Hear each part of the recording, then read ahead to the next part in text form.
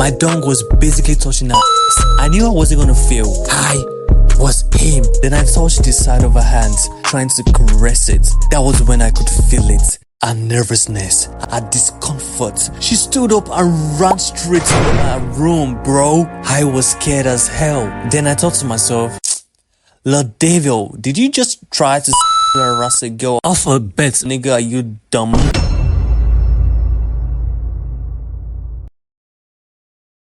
So Tommy left and I helped Ava carry the washing machine back to our place.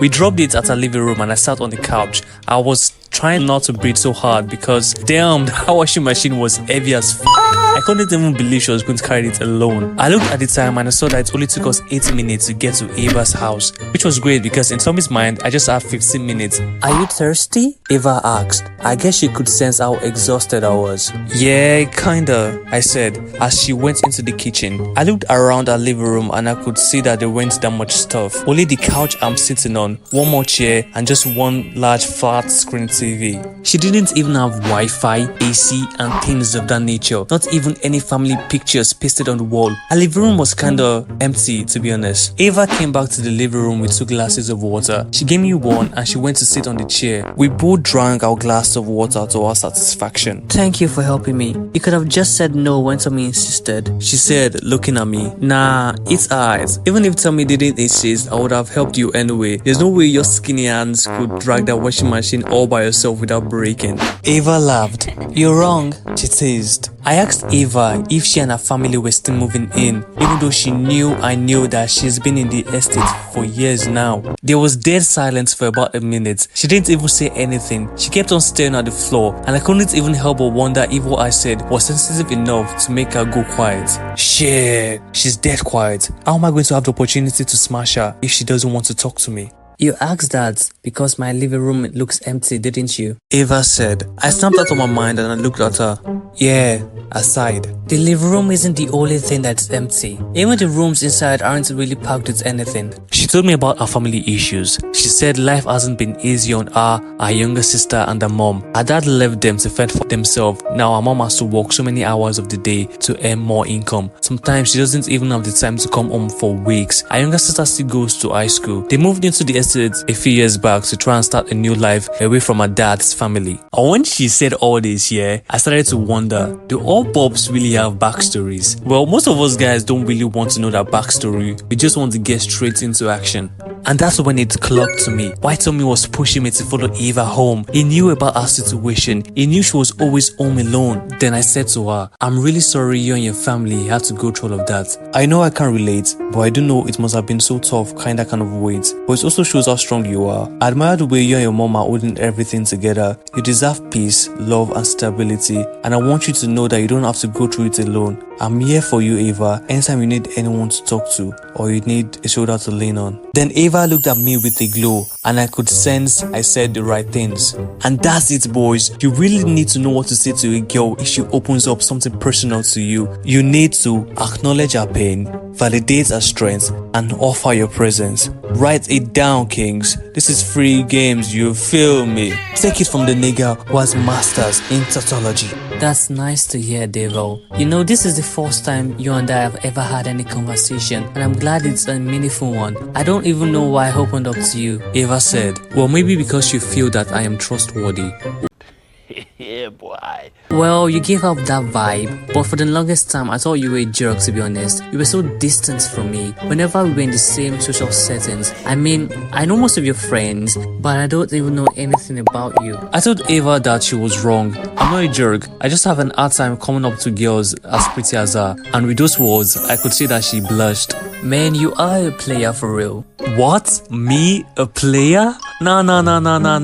I actually meant what I said. I said nervously, thinking she must have heard about my past exploits, in brackets, the Infinity Stones. Ava laughed. She said she was just joking and she started talking to me about other topics. And during our conversation, I looked at the time and I could see that I only had less than 12 minutes left. And at this point, I started thinking that her whole backstory was irrelevant to me, as relevant as the conversation she was making right now. And somehow Ava could sense that I wasn't following up with her conversation. conversation, so she turned on the TV to set the mood. She kept the channel in Nickelodeon. Every Danger was showing. Remember, she didn't have Wi-Fi, so I guess she didn't have Netflix also. And I'm like, well, Erin Danger could do. She left her chair and came to sit next to me. We both stared at each other and then looked back at the TV. I could tell this was the moment.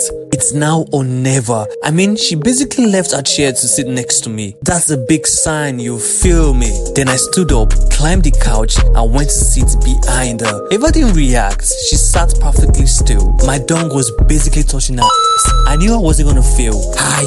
Was him. Then I touched the side of her hands, trying to caress it. That was when I could feel it. Her nervousness, her discomfort. She stood up and ran straight to my room, bro. I was scared as hell. Then I thought to myself, Lord Devil, did you just try to harass a girl off her bed? Nigga, are you dumb? I sat there thinking of all possible outcomes. Did she run inside to call her mom? Is she calling the cops? Is she bringing a gun? I barely know this chick. Why the hell did I agree to do this, Tommy? This was all for what? All this thought crushed through my head, and then you wouldn't believe what happened next. Eva came into the living room in her underwear. I was shocked because she did the exact opposite of what I was thinking she would do. Man, did I just turn this girl on or something? I never had a girl rush into the room to undress herself before. She walked over to my front. I stood up and we both stared at each other. I thought I made you feel uncomfortable, I said. She smiled at me and said no, and then we kissed. She unhooked her and pushed me back to the couch, and I could see them at two big mountains on the hill. And let me just say, I have never ever seen pink nipples in my entire life until that moment. I mean, she was really light skinned, but to have pink nipples, man, that's crazy. You ain't never seen them colors before, huh? Eva climbed on top of me and undressed me, and we did them day. And I'm not even going to go into details, cause I know you honey ass niggas already have them tissues and them baby oil next to you. Then here comes the moment. We're about to do the do. I looked her in the eye to signal if I could go further, and she nodded. I was set. I didn't even have a rubber and I didn't even care. Just as I was about to lay the pipe on her, our doorbell rang. Then I realized it's been over 22 minutes. In fact, it's been over 51 minutes, which is 44 minutes in Tommy's time. Shit! Should I just slide it in real quick? Then the doorbell rang again. I looked at Eva and she gave me an uncertain look. The look of, you can lay the pipe on me if you want, but I'm not going to be comfortable doing it while your friend is at the door pressing the doorbell. Then I sighed, knowing my time was over. We wore back our clothes and we went to the gate together to meet Tommy. Tommy told us his bike still hasn't been fully fixed. He was waiting for it to be fixed at the mechanic store but couldn't wait anymore. He said the mechanic told him to come later that day to collect the bike, and that was it. Me and Tommy said our goodbyes to Eva and we both walked down straight to my house. On our walk home, Tommy asked if I'd smash her and I said no, and he started laughing at me, saying that I failed and he's gonna tell the guys. And that was when I noticed that I wasn't bothered anymore. I wasn't bothered he was laughing at me, and I wasn't even bothered he was going to tell the guys. I noticed I didn't even feel the need to tell him about what happened at Ava's house. Because just imagine if Eva had run inside her room to call her mom or was to call the cops instead of undressing. I bet I won't be here telling you this story. That was when I said to myself, I won't let anyone try to make me prove myself to them anymore. Moral of the story, stop trying to seek validation from people. You don't need to prove anything to anyone. If you feel you are the shit, you most likely are the shit. And if any of your friends ever try to pressure you, that's a sign to run away from that friendship, especially when you know you can't handle pressure. Please don't forget to like the video, share it, and subscribe.